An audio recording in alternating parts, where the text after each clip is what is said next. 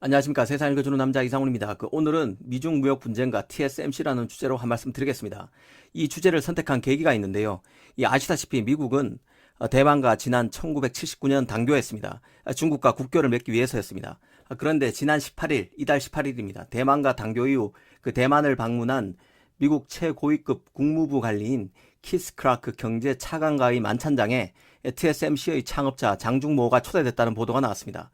바로 차잉원 대만 총통이 대만 기업인 중 유일하게 장중모를 초대했기 때문인데요. 왜 차잉원은 그 많은 대만 기업인 중에 TSMC 창업자를 뽑았을까요? 그리고 왜 미국 최고위급 정부 관리는 이를 수락했을까요? 아마 미국에서 차잉원에게 먼저 이를 요구했을 수도 있다는 생각이 듭니다.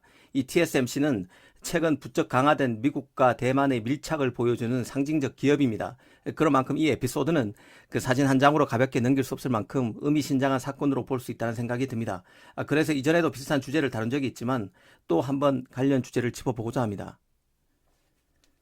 현재 미국은 중국을 글로벌 공급망에서 배제하려는 의도를 숨기지 않고 있습니다. 하웨이 제재에서 보듯이 미국은 중국의 아킬레스건 반도체 분야에 집중적인 압박을 가하는 중입니다. 중국이 반도체 분야에서 힘을 쓰는 분야는 그나마 팹리스인데요. 그런데 팹리스의 설계도대로 칩을 만들어주는 TSMC를 미국 편에 묶어둘 수 있으면 중국 반도체는 올스톱이 됩니다. 그래서 미국은 그간 TSMC와 하웨이 간의 그 연결고리를 끊기 위해서 부단히 애써 왔습니다. 특히 미국은 그 TSMC 제조 시설이 유사시 중국이 해코지할 수 있는 대만의 대부분이 있는 점을 크게 우려해 왔었는데요. 이런 이유로 미국은 TSMC에 미국에 계속 공장을 지을 것을 압박해 왔고, 그 결과 전격적으로 TSMC는 미국 애리조나에 내년부터 총 120억 달러를 투입해서 5나노 공장을 짓기로 했습니다. TSMC 미국 내 5나노 공장 가동 시기는 빠르면 오는 2024년입니다. 이런 배경을 다시 한번 상기해 보면 그 TSMC는 미국의 기술 패권을 위한 그 전술적 가치가 큰 기업이라는 점을 새삼 인식할 수 있습니다. 이 때문에 그 차잉잉원 총통이 직접 주선했던 아니면 미국 관리가 원했던 이런 자리가 마련됐을 것으로 봅니다. 사실 장중모는 지난 2018년 그 자신의 후계자인 현 회장 류더인에게 TSMC를 넘기고 이 경영 일선에서 물러났습니다. 그럼에도 그가 초대된 것은 장중모가 그만큼 대만 반도체의 산증인과 같은 인물이기 때문일 것입니다. TSMC의 영향력도 막강하죠. 그도 그럴 것이 그 TSMC가 설립된 연도는 지난 1987년인데 그가 퇴임한 2018년까지 무려 31년간 그 TSMC 회장을 했던 이가 바로 장중모입니다. TSMC 설립 당시 그의 나이가 56세였는데요. 이 87세가 될 때까지 회장을 했다는 뜻입니다.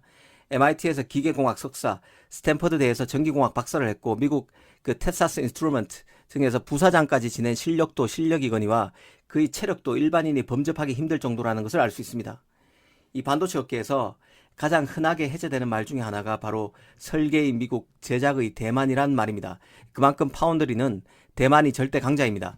그 압도적 1위 TSMC를 비롯해서 UMC, 그 아래로 파워칩 등 기라성 같은 파운드리가 포진해 있습니다. 특히 TSMC는 미국을 베이스로 만들어진 파운드리라고 해도 과언이 아닌데요. 인건비가 비싼 미국은 일찌감치 자기들의 설계도에 따라서 반도체를 만들어줄 그 파운드리가 필요했습니다. 이 장중모가 대만으로 넘어가서 메모리 회사도 그 팹리스도 아닌 파운드리 업체 TSMC를 만든 것도 이런 이유 때문이었습니다. 이 장중모는 미국이 원하는 것을 잘 알고 있었고 그래서 팹리스를 대신해서 반도체를 만들어줄 파운드리를 설립했다고 보면 될 것입니다. 그런 맥락에서 보면 그 TSMC가 미국의 내노라 하는 팹리스, 가령 그 인텔, 퀄컴, 브로드컴, 애플 등의 지원을 등에 업고 최고의 기업으로 성장했다는 것은 일면 당연한 결과입니다. 그 한편으로 TSMC는 중국과 같은 뿌리인 대만 기업입니다.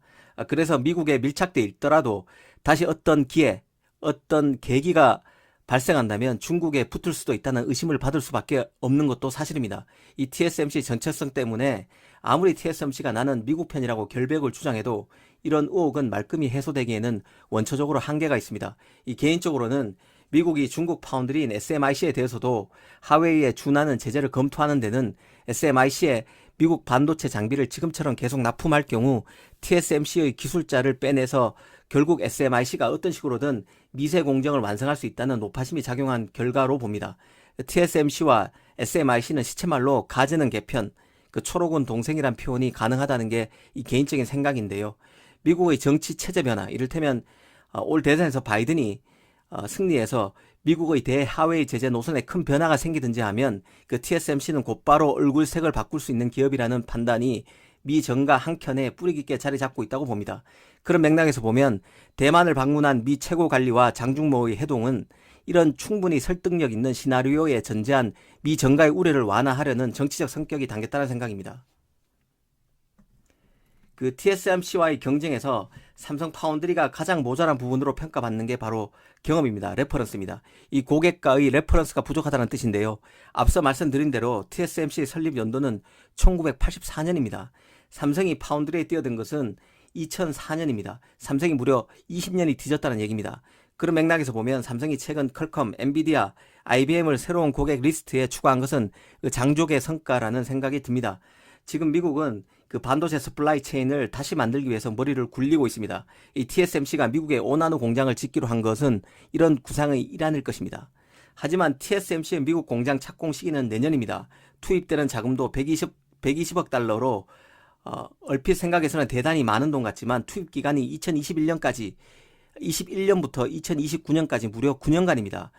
9년간 120억 달러면 연간으로 치면 13억 달러, 하나로 연간 1조 5천억 원을 쓴다는 얘기입니다. 이 반도체에서 큰 돈으로 보기 어렵습니다. 이런 얘기를 꺼내는 것은 TSMC가 여차하면 이런 투자 계획도 바꾸지 않을까 하는 우려가 시장에 분명히 있다는 것을 말하기 위해서입니다. 이 삼성으로서는 분명 기회가 올 것입니다. 아마 내부적으로 삼성도 미국의 파운드리 생산 공장 추진을 검토하고 있지 않을까 싶기도 한데요. 오늘은 장중모호를 통해서 TSMC의 미국 커넥션을 다시 한번 복귀해 봤습니다. 감사합니다.